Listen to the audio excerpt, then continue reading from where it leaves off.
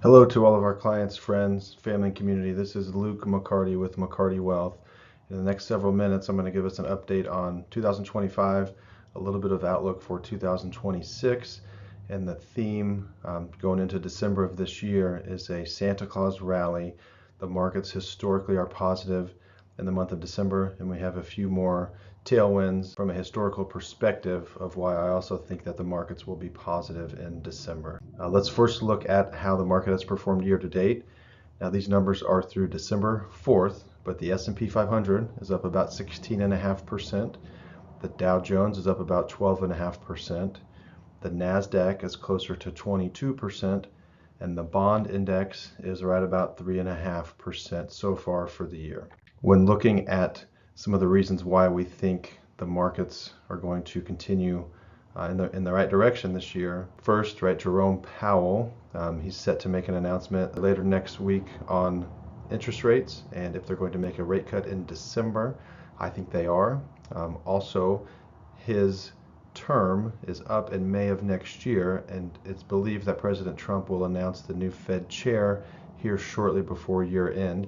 And we have to also make the assumption that the new Fed chairman will be on the side of rate cuts. And here is the probability of a Fed rate cut in December. You can see early November, right, the probability had fallen, but with some recent reports from the Fed and some of the Fed speak, it's looking like about an 84% chance. Now this changes daily, but a high probability that the Fed is going to cut rates in December.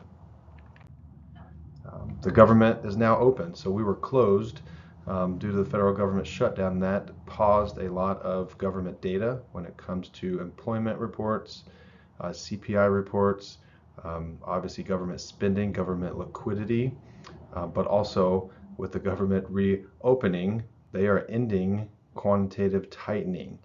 So quantitative tightening is removing money from financial markets to stem the dangers posed by an overheating economy.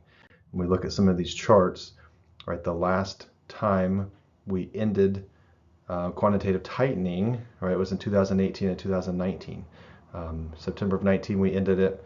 We started quantitative tightening from a Fed perspective by decreasing the balance sheet of the Fed in April 2022, and we just recently ended quantitative tightening. Now they haven't specifically announced their quantitative easing, which is the opposite type of policy, but the Fed is going to start buying U.S. Treasuries and putting them back on the balance sheet. That is going to add liquidity to the markets. That is essentially stimulus for the markets and the economy and liquidity, and the stock market follows liquidity. If you go back to April 2022 and how difficult of a year in the markets were for 2022, not only did we have the Fed raising interest rates, we had this quantitative tightening, and we can see now that we've ended that as of the 1st of December. The last time the Fed stopped their quantitative tightening policies was in September of 2019. After that, after the end of quantitative tightening, which just happened here in the first day of December, the next 16 trading days, the market was up 17%. So there's typically a rally when the Fed takes the brakes off and essentially turns the gas back on. So we see this as one of the reasons why December should finish a strong month, and we should get back to new all-time highs again. And also there's more history of the stock market and a few other charts I want to show you from the historical perspective of investing, and some history lessons that match today's environment. So there have been 4 times since 1950 where the S&P 500 has been up more than 15% for the year with a flat to negative November. Right, this is one of them, but 1950 this happened and December was up 4.7%. It also happened in 1963, 1967, and 2021, and it just happened this November. So our December expectation is about an average of those 4, right? All 4 instances the market was positive in December. So here could be number 5. That gets us to approximately 7,100 on the S&P 500, up about 3 to 3.5% from where we are today. Another historical viewpoint is that December is rarely down 2 years in a row. This is from 1990. So it happened in 2014 and 15, but rarely does this happen where the markets are negative in 2 Decembers in a row. Right, the market was negative last December of 2024. So here's another tailwind we think from a historical perspective, that the odds and the probability of a higher December, along with the historical Santa Claus rally, lead us to believe that the market should extend its gains and get back to new all-time highs by the end of the year. And of course, this is one of the charts I talk about quite often, but the Fed and interest rates. So right now, right, the federal funds rate's about 3.88%. The market is in green. The FOMC is in the blue. Right, we can see both are predicting a rate cut this month, and then going into next year, they differ a little bit.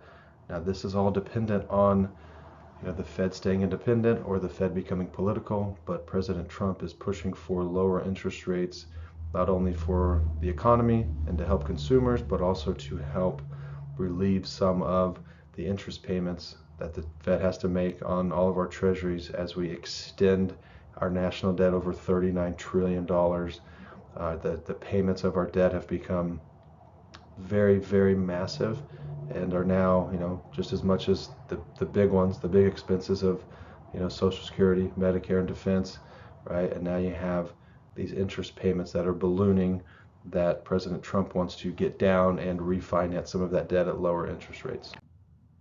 Here are some recent changes that we've made to the McCarty Wealth stock model. We recently sold Roper Technologies and bought Amphenol Corporation. So Amphenol Corporation is the technology leader in cables. Basically, the company produces cables to connect a whole bunch of stuff, right? But cables seem commoditized. Well, yes, but unless you're spec'd in. So Amphenol focuses on high-value cables and interconnects and important designs, so that it's not easy to remove the specialized part. So Amphenol has relationships with NVIDIA, right? Supplies cables and interconnects. They have 37% gross margins, low 20% operating margins, and 20+% return on invested capital, proving that interconnects aren't commoditized.